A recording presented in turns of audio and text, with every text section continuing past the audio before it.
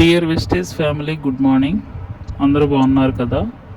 మీకు వెస్టేజ్ ద్వారా ఎలా సక్సెస్ సాధించాలి, 2024 ఎండింగ్ డిసెంబర్ కల్లా టార్గెట్ పెట్టుకున్న ప్రతి ఒక్కరికి యూస్ అయ్యే వీడియో. 2 పాయింట్స్ మీరు గుర్తుపెట్టుకుంటే మీ లైఫ్లో మీరు సక్సెస్ అవుతారు.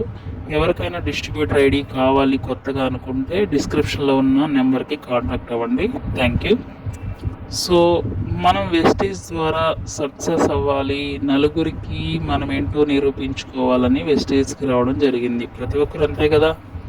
సో నిరూపించుకునే క్రమంలో ఎన్నో అవమానాలు, అపోహలు, ఇది డైరెక్ట్ సెల్లింగ్ బిజినెస్ అంటే అవగాహన లేని వాళ్ళందరూ ఎన్నో క్రిటిసైజ్ చేస్తూ ఉంటారు. వాటన్నిటిని తట్టుకొని నిలబడగలిగే సామర్థ్యం మనకుంటే, మీకే కాదు మనకుంటే, మనందరికీ ఉంటే తప్పకుండా వెస్టేజ్లో మనం సక్సెస్ అవుతాం. అది ఫస్ట్ పాయింట్. ముందు నిలబడాలి. నిలబడితేనే మనం సక్సెస్ అనేది సాధిస్తాం. నిలబడిన క్రమంలో మనం రెగ్యులర్గా హోమ్ మీటింగ్స్ అనేవి కండక్ట్ చేయాలి.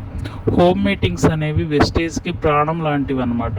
మనం ఇంట్లో కూర్చుంటే రాదు సక్సెస్ అనేది. మనం ఎప్పుడైతే నలుగురిలోకి వెళ్ళి ఒక మీటింగ్ పెట్టి దాన్ని ప్లాన్ ప్రజెంటేషన్ కానీ డెమోస్ కానీ ప్రతిదీ వివరించడం మొదలు పెడతామో, మన వాయిస్ని ఎప్పటికీ జనాలకు వినిపిస్తామో, అప్పుడు చాలామందికి ఆ అవగాహన అనేది రావడంతో మనకి న్యూ ఐడియాలు కానీ న్యూ డ్రీమర్స్ కానీ మనకి వస్తారు. ఫస్ట్ నిలబడాలి, తర్వాత మనం మీటింగ్స్ కండక్ట్ చేయాలి.